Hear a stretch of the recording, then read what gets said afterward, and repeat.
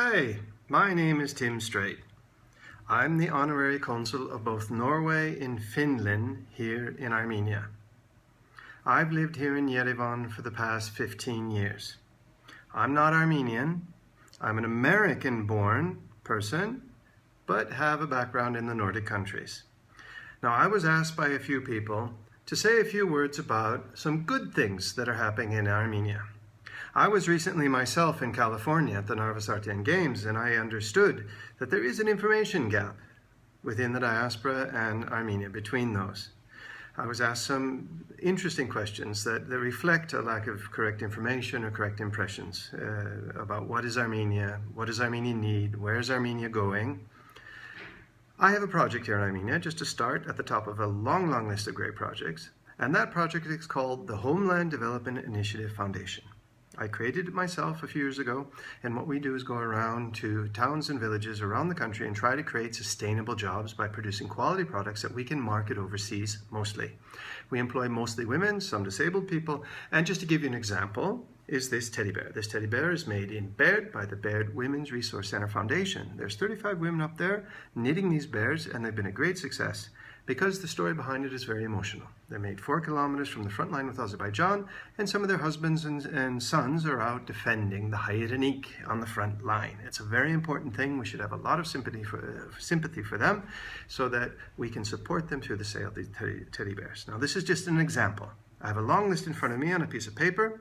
Let's start with the big industry, the growth industry in Armenia. A great thing going on here is the IT industry. Did you know that there are already 15,000 jobs in the IT industry in Armenia? Yes, it's a growing industry, and the great thing about this is the win-win.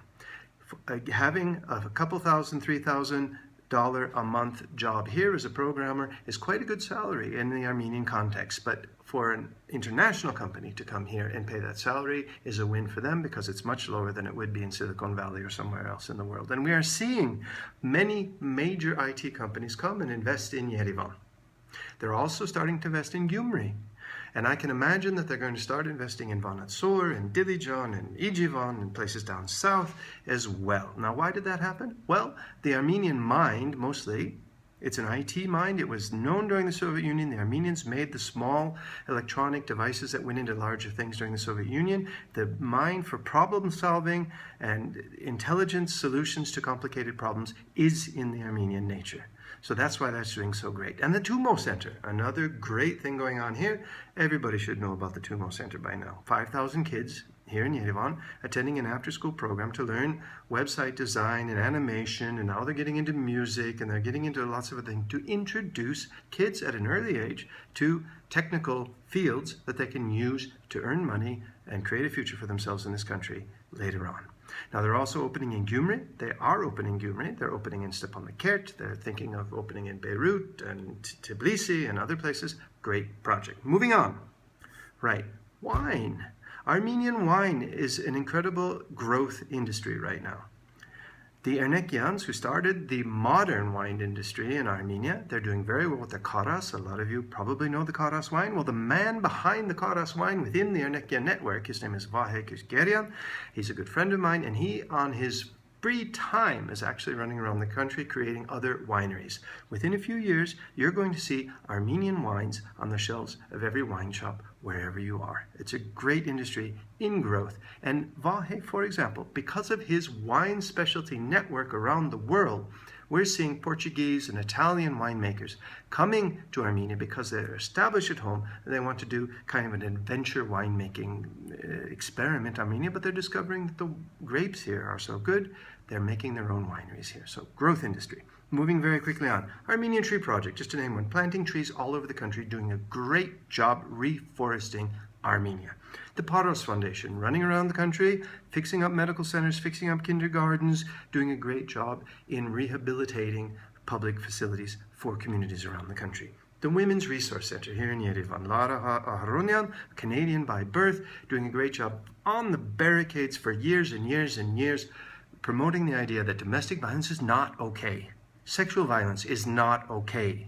And they've struggled, and they've fought, and they've been threatened, and they're still there, they're still standing, and they're still working for that great cause. Another great project. Okay, Mission East, disabled children.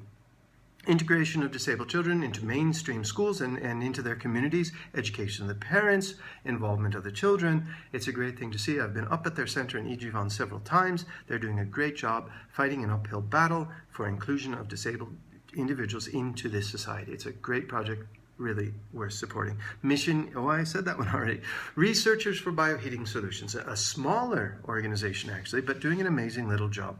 They have built a passive solar energy warehouse in a very tiny village by the name of Kult, up in Gerardkunik on the other end of Lake Sevan.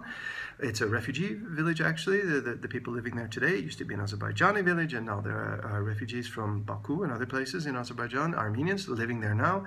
They built a greenhouse. It's being duplicated because it's such a success. They have contracts with several of the major restaurants and hotels in town to deliver greens and vegetables all through the winter at 2,000 meters over sea level. An amazing experiment that is proving economically sustainable and providing income, and there's 4 or 5 more of those greenhouses being built around Gerardkunik. So, amazing.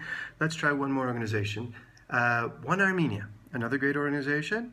They're working also on greenhouses. They're raising funds at this very moment. By the time you see this, it might be ended the campaign, but they want to create jobs up in Tavush by providing greenhouses to women up there who will produce vegetables, extend the season by growing your tomatoes and your cucumbers in a greenhouse and have them fresh outside of season, and you get a higher price. Now, those are just examples of what is possible in this country. When I was in California, to round this off, I had an example of a woman who came in, and I said, these products are made in Armenia. She said, no, they're not. You're lying. It's not possible. I said, why is it not possible that this was made in Armenia? And she said, because the quality is too good. And she says, the label that you have on the back of it, where's his label? There's his label, saying made in Armenia on it.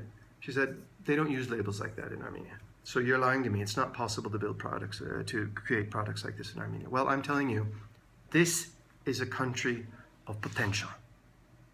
Things can be made here. The organizations I mentioned are just a few examples of people's groups and organizations, some of them big, some of them very small, doing amazing things in Armenia. And I'm telling you, you can do an amazing job too. If you're interested in coming to Armenia, you can talk to the Birthright Organization, you can talk to the Armenian Volunteer Corps organization, and you can also look at Repat Armenia. Vartan Marashtan, the man behind that, is doing a fabulous job of showing people on the outside what's possible to do here, and showing people here what resources there are in the diaspora. So that's a long, long talk about what is possible in Armenia, and I'm telling you, it's a lot, because Armenia has huge potential. Participate in it, and I'll see you in Armenia. Thanks so much.